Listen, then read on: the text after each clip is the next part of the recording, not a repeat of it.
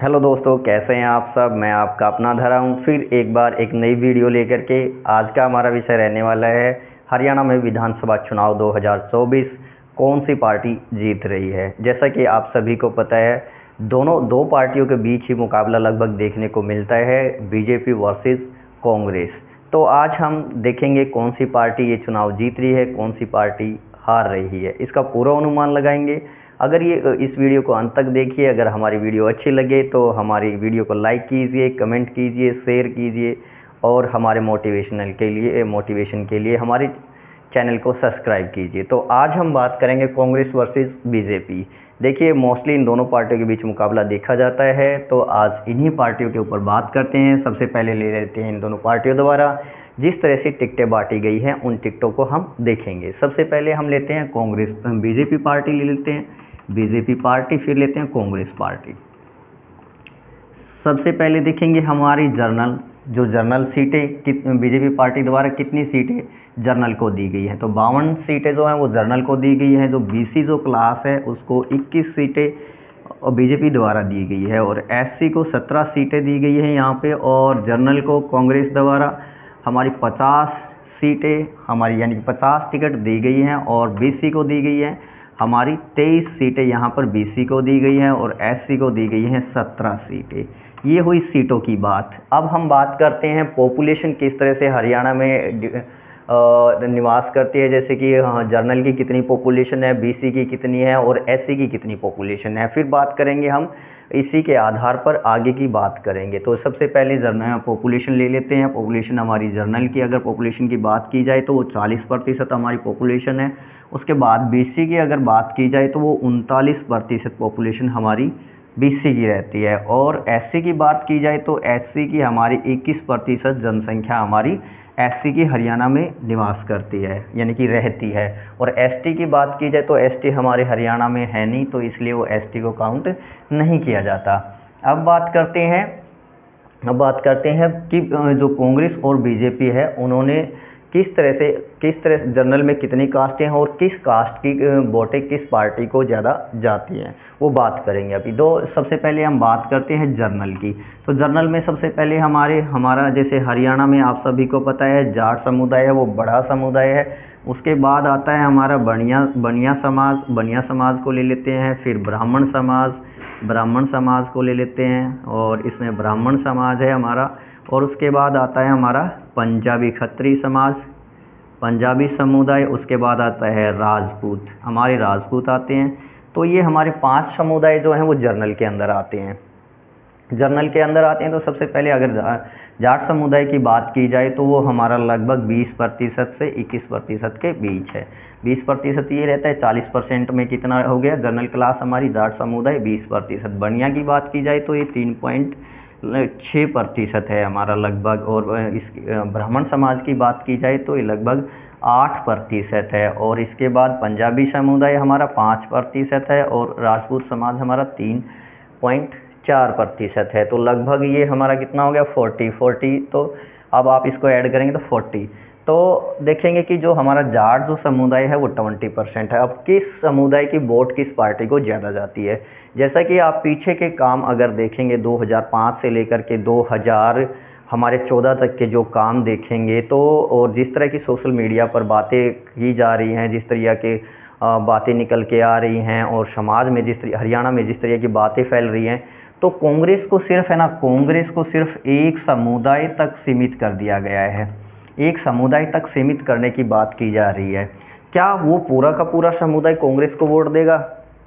बात देखने की है कि वो क्या जिस तरह से बातें की जा रही है कि भाई कांग्रेस जो है वो कांग्रेस पार्टी ने सिर्फ एक समुदाय का भला किया है, वो सिर्फ जाट समुदाय का भला किया है। जिस तरह से बात की जा रही है, मैं बातों की बात कर रहा हूँ, जिस तरह से कि हरियाणा में बातें फैलाई जा रही हैं, वो बाकी सभी वर्गों के लिए किया है, थोड़ा थोड़ा सभी के लिए किया है। लेकिन ज़्यादातर कहा जा रहा है कि कांग्रेस ने जो है वो एक विशेष समुदाय के लिए काम किया है। तो क्या जो हमारा जो विशेष समुदाय है यानी कि जाट जो समुदाय, वो पूरा का पूरा कांग्रेस को वोट देगा? देखने की बात रहेगी। तो चलिए हम बात करते हैं अब कांग्रेस वर्सेस बीजेपी किस समुदाय की कितनी वोटें कौन सी पार्टी ले सकती है। तो चलिए हम सबसे पहले बात करते हैं जाट समुदाय की। तो जाट समुदाय में इसमें कम से अगर जिस तरह से कांग्रेस ने काम किया तो मान लीजिए कम से कम 15 जो है 15 इसका हिस्सा मान लीजिए 20 मान के चलिए, इसको 20 में से 15 इसको मिले और 5 इसको मिले। कम से कम 5 बीजेपी निकालेगी। जिस तरह से बीजेपी काम कर रही है और जिस तरह से इस बीजेपी ने इन वोटों में सेंध लगाई है, उस तरह से 5 वोटें अगर 20 मान के चलें तो 5 वोटें पक्का, 20% में से 15% ये 5% ये लेके पक्का जाएंगे। तो अब आगे की बात करते हैं बनिया समाज और ब्राह्मण समाज और राजपूत, पंजाबी और राजपूत समाज। अब ये 20% है, बाकी 20% ये है। तो इसमें माना जाए कि अब जो 10 साल गए हैं 2014 से लेकर के 2024 तक उसमें बीजेपी ने भी इन लोगों के लिए काम किया है, इन लोगों के लिए भी काम किया है। इन लोगों के लिए काम किया है तो चलिए कांग्रेस ने भी काम किया था, इन्होंने भी काम किया, इक्वल सा ही काम रहा है, दोनों पार्टियों का इक्वल सा रहा है। तो हम दोनों को क्या कर लेते हैं 10-10 दे देते हैं, इसमें से 10-10 इसमें से दे देते हैं, यानी कि 40 हो गया। अब 40% हमारा डिवाइड हो चुका है। तो अब बात रहती है बीसी क्लास और एससी क्लास की। तो बीसी क्लास किसको वोट गिरेगा, वोट डालेगा, यानी कि डालेगा 39% है इनकी, तो किसको डालेगा। अब जिस तरह का काम देखा जाए, कांग्रेस का काम देखा जाए 2005 से लेकर के 2014 तक का जो इनका पीरियड देखा जाए, तो इसमें कांग्रेस कुछ खास ऐसा बीसी वर्ग के लिए नहीं कर पाई। और जिस तरह की सोशल मीडिया पे जो बातें आ रही हैं, जिस तरह की वैकेंसीज, जिस तरह का भर्ती हुई, जिस तरह का की बातें चल रही हैं, तो कुछ खास नहीं कर पाई। वहीं पर ऐसे ही क्या है एससी समाज के लिए, जो एससी की हमारी 21% है, यानी कि कुल वोटर कितने हैं हमारे, कुल मिलाकर के 60% वोटें हमारी एससी बीसी क्लास को हरियाणा में जाती हैं। यानी कि हरियाणा में टोटल 60% जो जनसंख्या है वो हमारी एससी बीसी क्लास की है। अब डिपेंड ये करेगा कि कौन इन दोनों में से कौन सी क्लास इन दोनों पार्टियों में से किसको ज़्यादा वोट देती हैं। अब बीसी की मान लीजिए जिस तरह से बीजेपी ने 2014 से लेकर के 2024 तक जिस तरह से इन 10 सालों में इन वर्क्स के काम, इन लोगों के लिए काम किया है, तो मेरा ये अनुमान है कि कम से कम इसमें से आप अगर मान के चलोगे ना तो 25% जो है 25% बीजेपी को वोट जा रही है, 25%।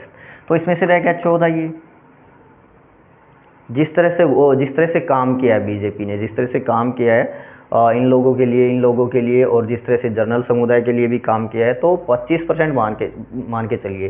तो 25 इसमें गए, 14 इसमें, 39 में से इसमें रह गए। अब आती है बात एससी कैटेगरी की। तो एससी कैटेगरी के ऊपर डिपेंड करेगा जो 21% है कि वो किसको कितना वोट देता है। अगर देखिए यहाँ पर, अगर यहाँ पर 10 और 11, अगर यहाँ पे 10 और 11 का रेशो रहता है, तो अब ये यहाँ पे जोड़िए आप 15 और 36, 36 और 15 51, 51, और ये यहाँ पे कितना हो गया, ये हमारा 10 10 20 45 और 20 और 35 35 और 14 49, यानी कि 49। यहाँ पे बीजेपी जीत रही है। अब मेन बात क्या है, इन दोनों पे डिपेंड करता है, इन दोनों पे डिपेंड करता है। अगर कांग्रेस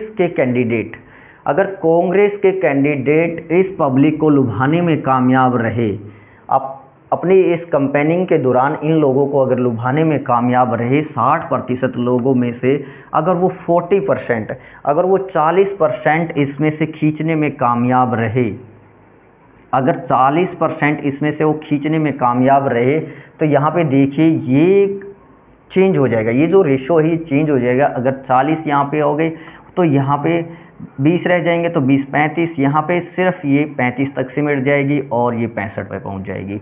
अगर ये हाफ भी, अगर मान लिया कि 30 आधा हिस्सा भी ले जाते हैं, अगर 30% वोट भी ले जाते हैं, तो तब भी देखिए हमारी क्या है, कांग्रेस पार्टी 40 और 15 55 और ये, तो इस तरह से वोटें रहेंगी। अब डिपेंड करता है इन कैटेगरीज़ के ऊपर कि कौन सी पार्टी इन कैटेगरीज़ के कैंडिडेट, इन कैटेगरीज़ के जो पॉपुलेशन है, जो वोटर है, उनको लुभाने में कामयाब रहती है। और इन कैंडिडेट्स के ऊपर डिपेंड करेगा कि किसको ये ज़्यादा वोट देते हैं और जीत किसकी झोली में डालते हैं। अब जिस तरह से काम देखे जाएँ 2005 से लेकर के 2024 तक, तो जनता जानती है किसने किसके लिए काम किया है। तो आप भी जानते होंगे, आप भी सोचते होंगे कि किसकी वोट कहाँ पे स्टैंड करती हैं, किस पार्टी को किस कैटेगरी की वोट ज़्यादा जा रही है। तो ये हमारा पूरा अनुमान है। इस तरह से अगर वोटिंग हुई तो कांग्रेस जीतेगी। इस तरह से अगर वो 30-30 पर निकालने में कामयाब रही तो 30 में से कांग्रेस जीत रही है। अगर ये थोड़ा सा रेशो अगर हल्का सा चेंज हुआ, यहाँ पे 20 और 40 का ऐसे हुआ, तो ये चेंज हो जाएगा, यहाँ पे क्या हो जाएगा 45, तो यहाँ पे बीजेपी जीतेगी। और भी कैंडिडेट देखिए, और भी हैं, निर्दलीय कैंडिडेट भी उठे हुए हैं, और भी जो पार्टियाँ क्षेत्रीय पार्टियाँ हैं, लेकिन कंपटीशन दोनों पार्टियों के बीच ही रहेगा, जहाँ पर कांग्रेस वर्सेस बीजेपी रहेगी। और भी जो क्षेत्रीय पार्टियाँ उनके कैंडिडेट उठे हुए हैं, वो इन्हीं में से थोड़ी थोड़ी वोटें लेंगे, थोड़ी थोड़ी वोटें डिस्ट्रीब्यूट हो जाएंगी, लेकिन मोस्टली जो है वो इन दोनों पार्टियों के बीच ही रहेगा। तो आपका क्या पूर्वानुमान है, किस तरह से वोटों का डिस्ट्रीब्यूशन रहेगा, आप हमारे कमेंट सेक्शन में ज़रूर लिखें। और अगर ये वीडियो हमारी आपको अच्छी लगी हो तो कृपया हमारे चैनल को लाइक करें, शेयर करें और कमेंट करें। और इस तरह की वीडियो आगे जानने के लिए और अपनी नॉलेज को इस राजनीति क्षेत्र में बढ़ाने के लिए हमारे चैनल को सब्सक्राइब करें। आप सभी का बहुत बहुत धन्यवाद। मैं धर्म।